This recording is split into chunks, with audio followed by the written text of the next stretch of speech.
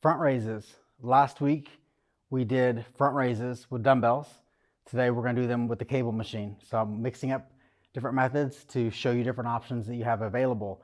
What makes a cable machine different than a dumbbell? It's very similar to the what we call a resistance profile, in the sense that if you have a dumbbell and you start here and you lift up, the further you get to where your hand is parallel to your shoulder, the more gravity is resisting upon you. So the gravity is pulling straight down, right?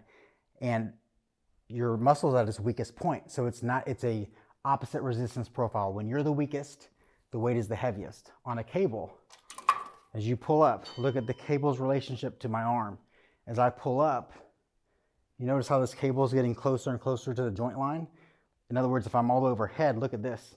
There's no resistance. As I'm right here, there's a little bit of resistance, a little bit more, but it's still less. I'm not necessarily at max resistance. So this matches up better with the joint properties in the sense that as you get weaker, the weight gets lighter. So this just makes it different. This is going to feel different. You may have to, it's not going to be the same weight that you used with the dumbbells. Let's get this thing started one at a time. You got several options here. You could stand. So do you remember last week how I went over how to position the cable? It's very similar. If you start with this thing all the way up, how do you know the height? How do you know where to put this? Let's just start there. If I go all the way down, then there's nothing wrong with this. This is a fine choice. But as I get to right here, there's not going to be as much drop in the load as there would be if I raise the cable height up a little bit higher.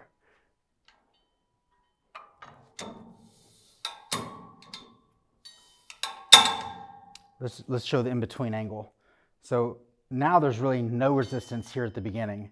And when I get to right here, there's a little bit of resistance. Why is that? It's because we lifted the cable's relationship to your arm, which brings the line closer to the joint, and that offloads your shoulder. So the lower the pulley position, this cable position, the more resistance. The higher you raise it up, the more the drop off. Why does this matter for you? If you have shoulder stuff, if you have any sort of shoulder issues, which are extremely, extremely common, probably 50%, then there may be a reason to raise this up a little bit to offload the weight at your weakest point. If you don't have any shoulder issues, you may want to prevent shoulder issues. And my recommendation would be to follow an in-between method and to put this around, I'm around knee height. So maybe like a little bit mid-thigh, knee height-ish. This is where I'm going to do this from today. I'm going to position myself in a lunge-like position to give myself good support here. I could go here and just stand and go like this, but this is pulling me back, and it's hard to maintain my center of gravity over my base of support. So what a lunge position does is it widens my base to where now I've got a lot more center of gravity to where I can literally just concentrate on my deltoid lifting the load and isolate this thing a little bit better. So this is the stance I recommend. A static lunge stance. Start lining up your arm with the cable. Hand, cable. Feet. I got my right foot lined up with this pulley. Left foot forward. Right arm. Let's start my time. 1 minute. So I've got my lunge position stance. Look at the ball of my back foot. I'm on the ball of my back foot, and I'm driving my back foot into the ground to really get my support anchored. And then once I'm anchored, I can now activate my deltoid and make my deltoid lift the weight and really focus on the engagement. I'm going to squeeze here at the top, controlling back down. Look at my hand. My palm is facing my hip. So my knuckles are facing out. I'm not pronated. My hand is not turned this way. I'm not lifting here. I've got my palm facing my hip in this neutral shoulder position today. We will mix this up eventually, but this is a little bit better on the joint. Tightening the front part of my shoulder, squeezing through the range, squeezing at the top, fighting all the way down. Okay, I'm gonna switch, that's the time. There was a lot of instruction on that set, but that's necessary because we're early in our program. Okay, 1 minute. Other arm. Lean forward to the trunk, tightening my deltoid, shoulder muscles, squeezing at the top, fighting every inch all the way down.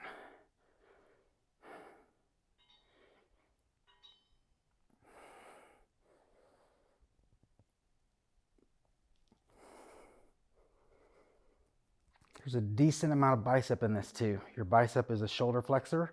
You're going to feel your bicep contract, and that's totally fine. Your body does not work in isolation.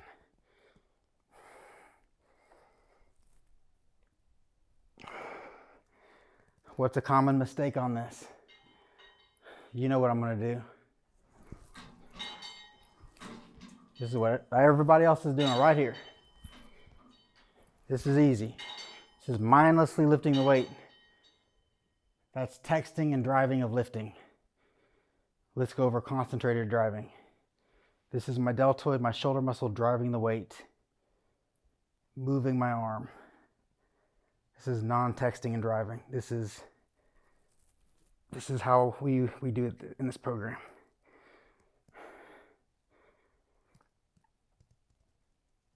That is not easy. Switch. 1 minute. We're going back and forth. This is the last thing we're doing. Let's kill this thing.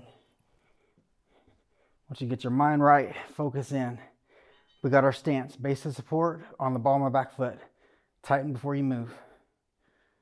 Squeeze through the range.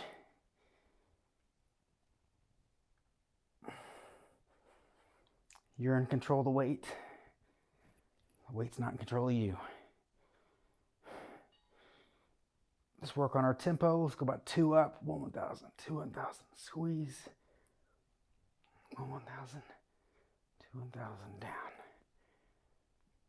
1 1,000, 2 1,000. Squeeze.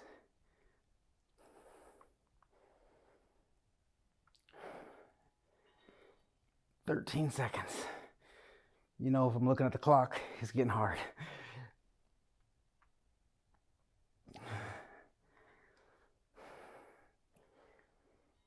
Let's go for another one. That's time, but we're going to hit it. Let's do it. Squeezing through the rep.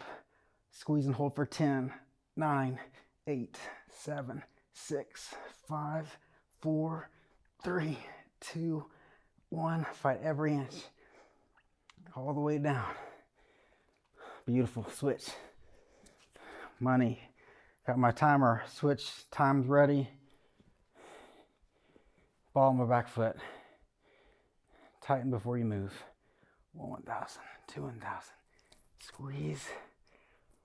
1 1,000. 2 1,000. Pause. Now if you notice, I'm going back into a little bit of a stretch here. So another thing I didn't go over that I'm kind of doing is at the very bottom part of the range, I'm in a little bit of shoulder extension. So I'm actually kind of pre-elongating the muscle to activate it a little bit more here. That's one more difference. And this is actually why this is so freaking hard at this point. Remember last week, my left arm was significantly weaker on dumbbells. We're seeing it here again. It's definitely giving out first. It's very normal to have strength, imbalances. It's 100% normal. I've never met anybody that doesn't. And so when you find those, like you're seeing with me, cater to the weaker side. So you have to cater to that side. And what I mean by that is, it doesn't matter if you get unequal amount of reps. What matters is that you're staying under tension for the same amount of time. This is once again why time under tension is such a better approach anyway, because the rep number is deceiving, as for many reasons that we've talked about. I got 27 seconds, and that's bad news because I am struggling. I'm gonna squeeze and hold this isometric. 5 seconds. 4, 3, 2, fight it back down. Pushing through a little bit. 14 seconds. Got a little stretch. Tighten first. Maintain position, maintain form, maintain engagement. Don't lose position as you get tired like I am. It's the last set, last arm. I'm gonna keep fighting for it. Hold and then fight it. Freaking back leg is shaking. Beautiful money. Switch. Last arm, let's do this thing. Stabilizing on my back foot. Leaned forward at the trunk. Tightening before I move.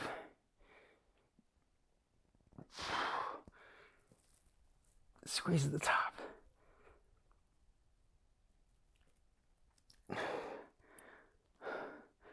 Are you just moving the weight?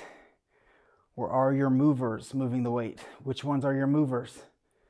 Obviously, it's your shoulder muscles. Your shoulder muscles are the movers. So you want to focus on them moving the weight, not mindlessly moving the weight.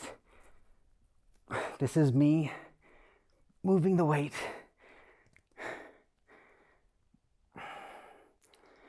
This is me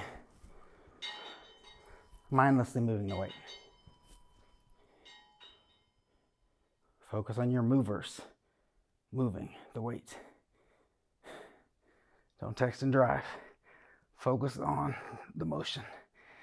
Oh my Lord. It's time. That's failure.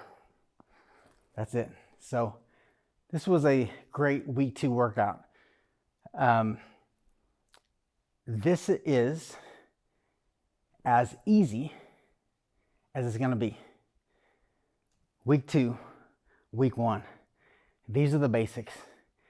The hardest part about weeks 1 and 2 is the form. It's, you hear me the most stopping, explaining. These things are necessary in the early weeks. Volume's about to go up. Week 3, volume's going to change. We're going to start pushing you a little bit more. And this is where it's going to get fun.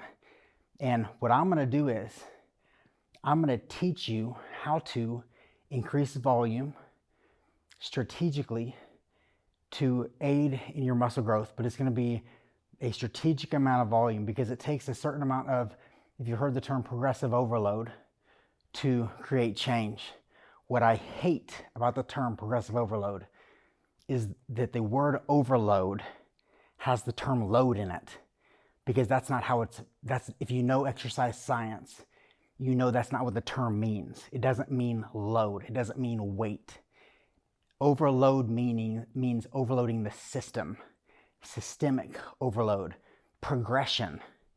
You can't say progressive progression, but it's progressive stimulus to create change is what we're doing.